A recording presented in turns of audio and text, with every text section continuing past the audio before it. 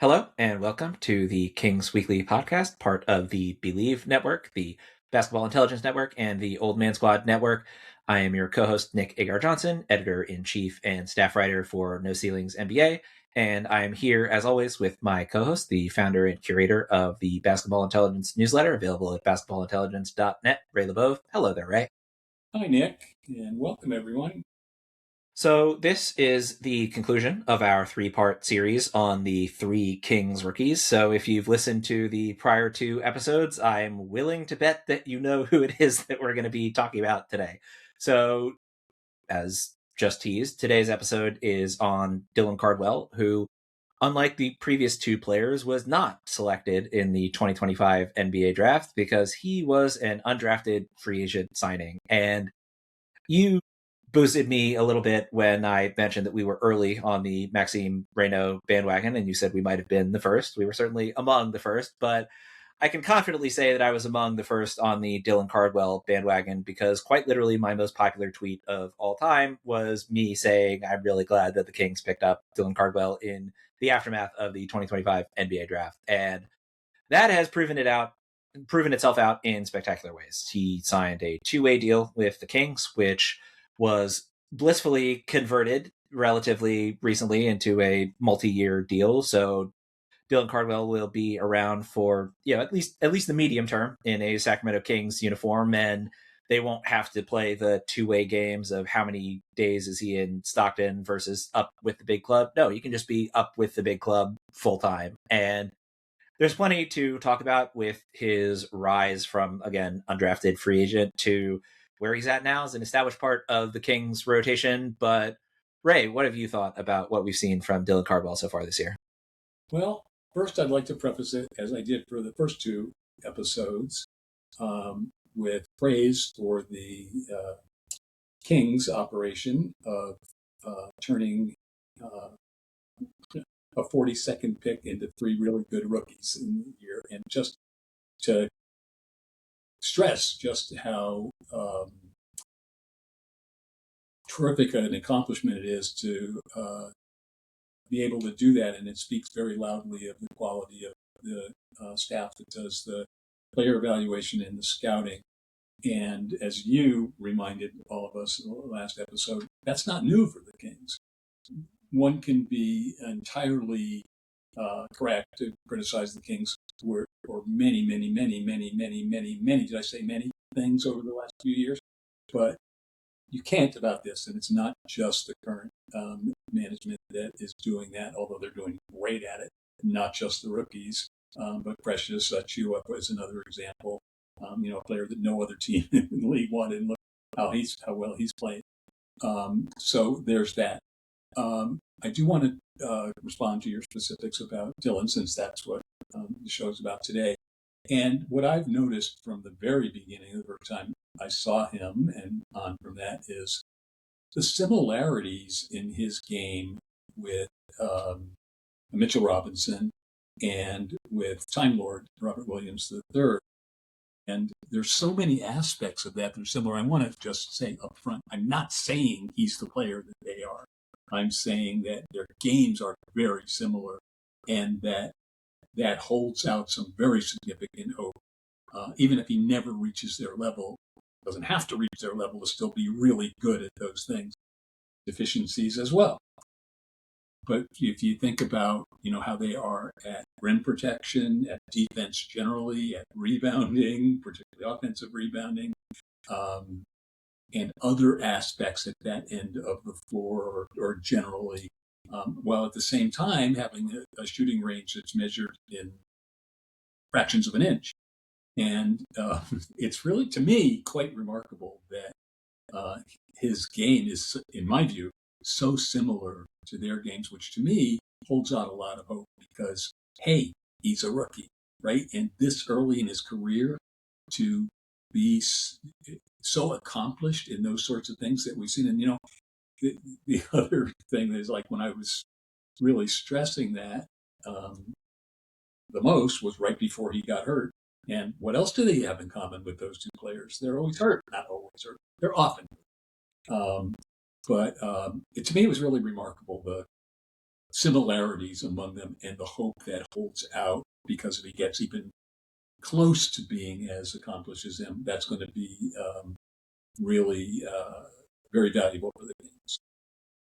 Speaking of remarkable similarities, again, we're recording this a couple days before all of you are listening to it, so these numbers rather, will have changed by the time you listen to it. But in his fifth year season at Auburn, he played 38 games and averaged 20.3 minutes per game. In the NBA so far, as we're recording this, 38 games played, 20.3 minutes per game. Brought up Hugo Gonzalez briefly on our Nick Clifford episode, and I'm using him as the example because heading into the draft last year, one of the things I said was, yes, Hugo Gonzalez is not playing that many minutes for Real Madrid, but that Real Madrid team was so ridiculously stacked, I said, I fully anticipate he'll actually play more minutes in his rookie year in the NBA than he did last season at Real Madrid. And sure enough, he's playing more minutes for the Boston Celtics than he did for Real Madrid last season. And with Cardwell, it's, a similar sort of thing in the sense of, I don't think many people anticipated that he would be playing that much of a minutes load or game load for the Sacramento Kings rather than the Stockton Kings this season. And one of the beautiful things among the many beautiful things about Dylan Cardwell is, and this was, again, I don't exactly have a long list of my favorite press conference interviews that I've heard, but do yourself a favor and look up the interview where Dylan Cardwell talks about how he's not supposed to be here and how he talked about himself as someone who, put it this way, I might have been early on the Dylan Cardwell bandwagon because unlike literally every other NBA player, Dylan Cardwell might not have been on the Dylan Cardwell bandwagon because he was truly, and it was wonderful to hear him talk about it, how surprised and grateful he was that someone who averaged 5-5 in his senior season could get the kind of role and playing time and et cetera that he has at the NBA level. And sure enough, he's averaging more points per game and more rebounds per game than he did in his super senior season at Auburn, and nearly as many blocks per game as well, which, I think tells the story. And you mentioned it with the Mitchell Robinson, Robert Williams thing of, something that you and I talked about before recording was how over at No Ceilings we tend to do shades of prospect chemistry, right? And it's the idea of, no, it's not saying that someone is X player because they remind you of that player, but, it's the idea of, hey, the way that Dylan Cardwell plays basketball, the way that he contributes to winning basketball is in a very similar manner to what you see from Mitchell Robinson and Robert Williams III. And the place to start with it is, funnily enough, where we actually left off the last episode of Cardwell's remarkable defensive ability, and in particular, his rim protection. I mean, averaging, a little bit under a block and a half per game in 20 minutes is quite impressive for any player. For it to be a rookie is obviously even more impressive. And I don't want to leave by the wayside the fact that he's a foul machine. I mean, 3.5 fouls per his 20 minutes of playing Another time. point of similarity. There you go. Yet one more similarity between Dylan Cardwell and the two big men you mentioned up top. But, I also brought up the Hassan Whiteside concerns last episode of there are plenty of players who get a ton of blocks but aren't actually contributing to overall positive rim defense in the sense of like, yeah, if there are 10 shots attempted against Hassan Whiteside and, 3 of them he blocks and the other 7 are wide open dunks, that's not exactly great rim defense. But with Cardwell, you get the full package. I mean, opponents are shooting under 55% against him at the basket, and he's defending looks at the basket in the 72nd percentile in terms of, frequency, essentially saying, hey, he's defending a lot of shots around the basket, and opponents are shooting pretty significantly worse than league average against him when he's contesting their shots around the rim. That, again, league average hovers around 60%. So for him to be, pretty far below that is a really significant and important part of the discussion for his defense. And then the other superlative skill with him is his rebounding. I mean, 7.5 rebounds in 20 minutes of playing time is quite impressive. getting those rebounding numbers while playing alongside someone who's also quite a good rebounder in Reynaud, and not for long, but for a brief stretch, playing alongside the league leader in rebounding for the previous 2 seasons, who won't be leading the league this year, unfortunately, in Domantas Sabonis. It's not just that, but it's also, in particular, his offensive rebounding is remarkable. An 18% offensive It's Robinson-esque. There you go.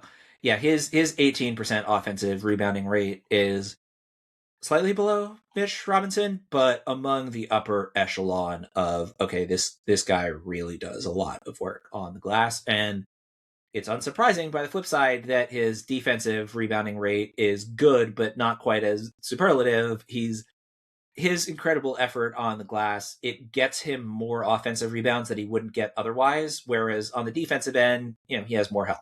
And so the fact that he's got the offensive rebounding numbers that he does, the fact that he's got the shot blocking numbers that he does, very, very strong. There are a few other sort of, they're not quite, quote unquote micro skills, but there are a few sort of things that fall under the category of little things that he does really well that we'll get into. There are also a couple of highlights that I want to get to in terms of the positives with his offensive game, but the place to start with Cardwell clearly is the amount of effort he puts in on the glass, and more than that, the element of deterrence that he provides around the basket. You mentioned his offense. I don't know if this is the right time or you're going to go further with the defense. I do want to ask you, what's obvious about his offense is that it's essentially non-existent.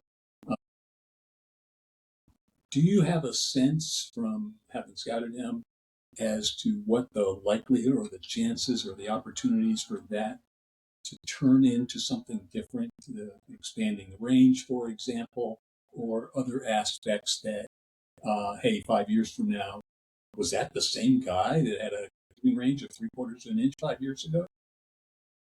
So the short answer is there are things I'm hopeful about. The longer answer is I think there are a couple of signs of things that he does well that I think he can continue to expand and grow on. I am not particularly hopeful that he's ever going to shoot jumpers in any capacity, but given the kind of player he is, I think there are other elements of his offensive game that are much more important to expand. And I have a lot more hope when it comes to, literally anything other than can he make a shot 8 feet and out. Outlook not great, but again, there are some encouraging signs with the rest of his offense. It doesn't necessarily need to be called on to do that. Not at all, which is part of why I'm not that worried about it. Yeah, but so the things that you are relatively optimistic about, if you could, talk about that in greater depth, and what those are, and how likely you think they are, and as well as how significant it would be for his role in the Kings. So here we go again with going back to the well of your 2 favorite comparisons for him. Dylan Cardwell is, in my mind, pretty dramatically underrated as a passing threat, especially given that he has really not all that much offensive range to speak of. And that is by far the most encouraging part for me in terms of his profile. If you look at just the raw numbers, only 1.5 assists per game, it doesn't look like it's anything all that spectacular, but he never turns the ball over. He rarely touches the ball, right? So it's not just, the example I've used for years and years is Joel Embiid in his rookie year couldn't pass out of a double team, and so he led the league in turnovers. And, by year 2, he'd pretty much solved that. By year 3, he'd completely solved that and was a well above average passer. But, that was the thing in year 1 of despite how ridiculously impressive his post game was in his rookie season, it was how much is this going to get used if you can't pass out of a double team, right? And with Cardwell, look, you're not running a lot of post-up possessions for Dylan Cardwell for multiple different reasons, but especially given that, the conclusion of our last episode was sort of talking about the defensive synergy between Maxime Reynaud and Dylan Cardwell. My hope for the offensive synergy for those two going forward is very heavily rooted in how good Cardwell is as a passer, in the sense of, you're not going to be running plays through him, right? But, if you chuck him the ball and he's 10 feet away from the rim and it looks like he's got an open lane for a dunk. And all of a sudden, weak side defender slides over and Cardwell realizes that opening wasn't quite as large as he thought it was. I am much more confident in him making the right read and having the passing juice to make difficult passes in a way that, again, it doesn't expand his offensive game in the same way that being a real jump shooter would, but he's shown, real stuff in terms of what he can do as a passer in a way that, I mean, look, he's taken 6 jump shots all season. He's hit one of them. It's like, okay, that's, and again, he's taken 1 3. I don't have the tape of it in front of me, but I would bet dollars to donuts that it was an end of quarter heave that came absolutely nowhere close. And again, it's like, he's taken a few hook shots. He hasn't shown fantastic touch on them. Sample size is tiny. He's taken a few runners. Again, same deal. Sample size below 30 shots. Not anything I think is really particularly predictive. And, for as much as the fact that he has averaged more points per game and rebounds per game in his first NBA season than he did in college is absolutely wild. Like, that pretty much never happens and absolutely never happens with 23, 24-year-old prospects. But, it was a very similar deal at Auburn. I mean, he's actually taken more hook shots this year than he did at Auburn, which, again, is not something you see very often for older big men who, tend to be much more heavily utilized in college in terms of their back to the basket offense than ever happens at the NBA level. And, the other big thing to note with Dylan Cardwell is, he's actually improved as a free throw shooter this year as opposed to, his college career.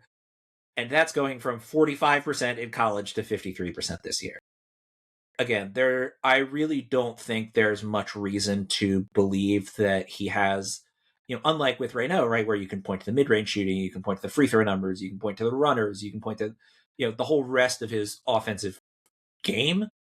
Cardwell just has never displayed the kind of touch outside of the rim area that would make me buy into his offensive game expanding beyond that 5-foot range. But the good news for him and for Kings fans and for everybody else involved is the archetype of player that he is, as long as the other big man alongside him can shoot a little bit, it doesn't matter that his offensive range is that small, especially with all the defensive ground coverage that he provides. So again, in terms of the ancillary stuff, the passing, the cutting, the screen setting, all of that, definitely room for him to grow.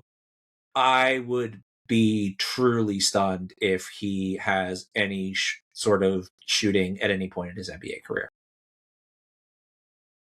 Thanks. Yeah, that makes sense. So, again, the offensive holes we've talked about quite a bit, but we should also talk about, the things that he does do well on the offensive end, which is, there is sort of a obvious big thing, which, is pretty easy to talk about. And then there's sort of the more subtle stuff, which is important to talk about, but also isn't sort of, front and center headline kind of deal. And, the biggest thing for that is, hey, if you've got the kind of, defense first, rim running big man in Dylan Cardwell, what you want him to do well is what he does well. I mean, he's, 68th percentile transition player. He's shooting 64% at the basket, which is, well above average, closer to average among players his size, because, those averages are thrown off by like 5'10" guys who can't finish. Not that there are all that many 5'10" or even 6'2" guys in the modern NBA, but you get the picture. I mean, those numbers are skewed by the fact that it's, across the league, but even still, very strong finisher around the basket.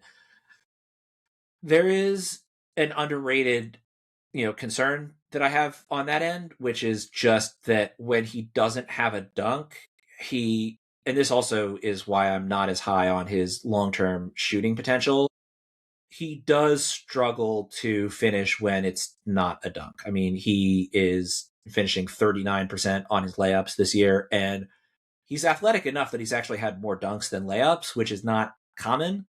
But again, his touch on layups is not fantastic. The flip side is he's in the 91st percentile in terms of frequency of shots at the rim. and he's in the 97th percentile when it comes to dunks. So, you know, yeah, the fact that he's not that great at layup finishes, that is an area where I'd hope that he can improve, and I certainly think there's more reason to believe in that than his ability to, be a proficient jump shooter. But again, it's the kind of thing where, and in last year he was much better at Auburn on his layups. So he was 55% on layups last year. Excuse me, 54% on layups last year, which again, I think he's going to be well above 39% on layups for his NBA career. And also, even if he isn't, you're in the 97th percentile of dunk frequency. And guess what? Most players finish a pretty significant percentage of their dunks, right? It's like, that's how he gets to the point where he's, well above average in terms of at rim finishing overall. And that sort of leads me to, the more ancillary element of he's not someone who demands.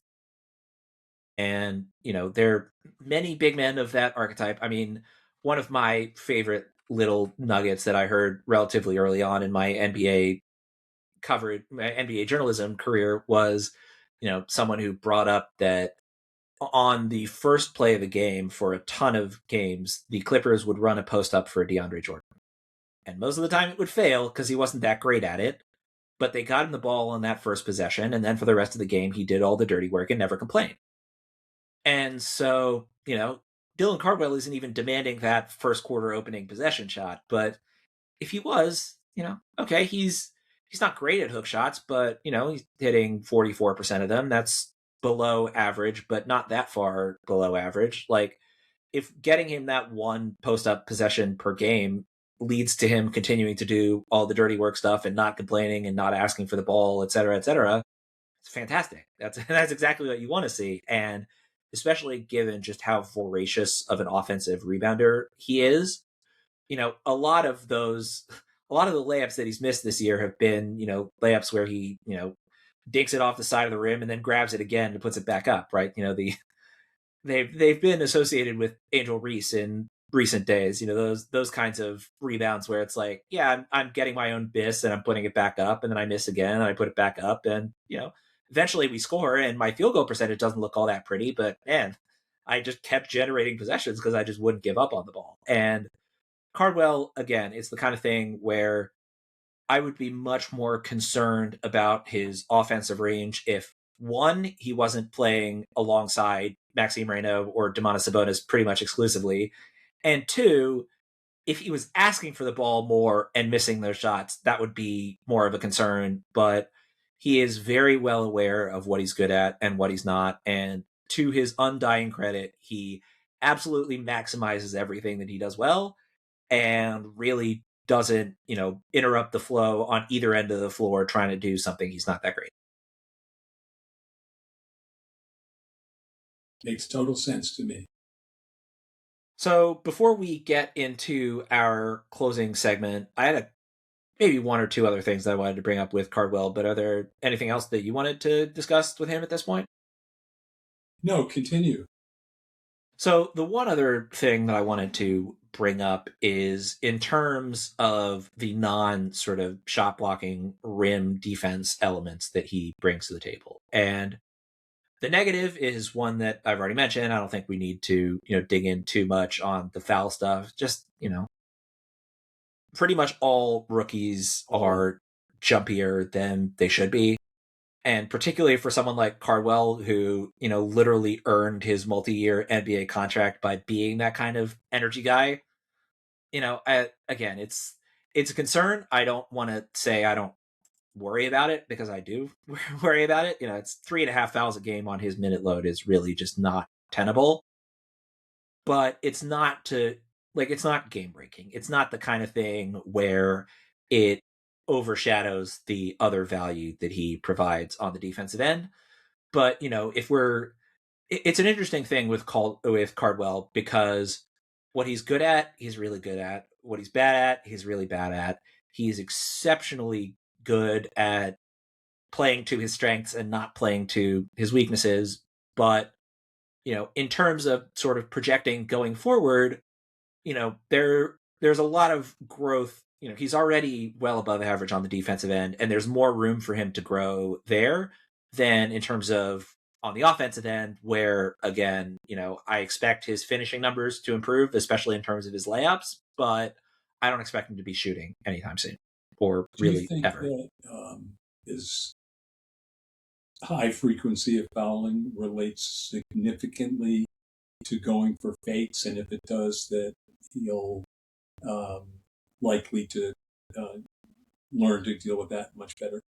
Yeah, I mean that's a whole huge part of it. And the other thing with his defense is he's good at getting in passing lanes. He's not like one of those preternatural, ridiculous guys in terms of, just jumping every passing lane you see. But again, it's the kind of thing where there are guys who have a ton of stupid fouls, and then there are guys who have fouls where it's like, look, you need to clean this up, but I understand, right? It's like Cardwell has some of the stupid fouls, don't get me wrong, but a lot more of his fouls are the kind of things where it's like, okay, that was a reasonable attempt to jump at, or that was you hacking someone so that a guaranteed layup would send someone who's not a great free throw shooter to the line, kind of deal. Like purely just reading off the raw numbers, I think the foul problem looks worse than it is, but it's still bad. Again, I don't want to gloss over that. It's still something that he needs to work on and needs to clean up. But especially given, like, I would not want to detract from Dylan Cardwell's energy, right? In the sense of like, I really don't want it to be, hey, Dylan, you need to foul less. Oh, okay. And then, sort of, and, certainly given how demonstrative and already, absolute fan favorite he is in terms of, him raising his arms, hyping the crowd up whenever he blocks a shot. It's like, I don't want to detract from that energy. The Kings desperately need that energy. They've desperately needed that energy for years, and him providing it is a huge plus. There are things that can be cleaned up with the fouling for certain. And I think a lot of that is rookie overeagerness as opposed to general overeagerness, right? In terms of like kind of things that can and will be cleaned up to an extent. But I think that if Dylan Cardwell is in like the 40th percentile in terms of foul rate, that's not good. If he goes from like the 99th percentile to like the 75th percentile, then I think that's more than good enough. Given that, again, you don't want him playing tentative in any way, shape, or form. And him fouling at the rate that he does is not great. Him fouling at a reduced rate while continuing to provide that energy, I think, is both reasonable to expect and a real positive developmental path for him. And maybe he doesn't have to reduce it quite as much as one might think, in the sense that he's not necessarily going to be his role being as a starter next to Renault. He also, depending on what other players they acquire, et cetera, and what systems they play, might be playing more of his minutes as a backup, and becomes a little bit less important in that sense, because he doesn't need to stay out of foul trouble to play 40 minutes a game or 35 minutes a game, something like that. So we don't really know, but I mean, I think the point is well taken. Just part of it is going to depend on what is his role ultimately. Because if you look at the people that I have cited as his similarities, a lot of what they play, in part because of the foul trouble that they're in, is as backups rather than, sometimes Mitch plays next to Towns. Sometimes, no, he's just backing him up. The player that came to mind for me while you were talking about that was, and I'm saying very specifically the Warriors version, but the Warriors version of JaVale McGee, where, he'd play maybe 15 to 20 minutes a game. And it was basically first 5 minutes of each half, and then like, one other 5 to 10 minute stretch elsewhere in the game. But the idea being, have him out there at the start, have him run through all his energy, have him be this, wild, crazy, all over the place kind of defensive guy in a positive way. And that kind of player, you're much happier with them fouling than, if, say, Sabonis was out there with this kind of foul rate and it's like, no, we need you to play 35 minutes tonight, right? It's like if you're going into the game saying, you're going to be playing 20 minutes, play as hard as you can for those 20 minutes, tap out when you can't run anymore. And knowing Dylan Cardwell, he's not going to tap out until he can't walk anymore, much less run That anymore. kind of remains to be seen how he is best used, and maybe it's both, and maybe in different situations it's or against different matchups, or who else is available, and various other factors will play into that. For sure. But, again, going back to our first episode when we were talking about how getting a solid, valuable rotation player late in the first round is, hitting above expectation in terms of draft success. Getting that kind of guy where it's like maybe he's a rotation player, maybe he's a starter, but he was an undrafted free agent. Absolutely. One of the clear steals of the draft Oh, as someone who without literally was not drafted. he'd have been a steal if he got taken near the top of the second round. I mean, he'd be a very valuable, above slot player if he was taken where Nick Clifford was taken. All right, so before we wrap up our little mini series here, for those of you who have been listening all the way through, and for those of you who heard our first two episodes, Ray had us continue the running closer to the show that we've been doing for a couple of months now of song titles and song lyrics. So for the first episode, the prompt from Ray was a realistic view of where the Kings will be at in 4 years. Ray and I both went with one artist only for the full exercise. So Ray picked Elvis Costello. I picked Ed Sheeran. Ray's first selection for realistic outcome for the Kings in 4 years was, in terms of contention, was the chance that they will be serious contenders in the next 4 years. What are the odds? What are the yes. So Ray's song choice was less than zero. Mine was I'm a Mess, which, similar sort of vibes. Then for the optimistic projection for 4 years from now, Ray went with Elvis Costello's Accidents Will Happen. I went with Ed Sheeran's Perfect. And now a moment that I have been very much anticipating because, as I mentioned on the Nick Clifford one, I struggled a bit with the exercise in terms of finding the right picks, but I was happiest by far with my lyrics choice. So now we're at that point where we get to a song lyric to describe the current state of the Kings. And spoiler alert, as mentioned up top, Ray will be picking from Elvis Costello's catalog, and I will be picking from Ed Sheeran's. So Ray, I've stepped on your exercise for long enough. Why don't you go ahead and take it away? So the question is now, what's your view of how you deal with the current state of the Kings? And my Elvis Costello lyric, this time we're picking a lyric, not the title of the song, is I used to be disgusted, and now I try to be amused. Oh, that's so painfully perfect. From from Angels want to wear my red shoes.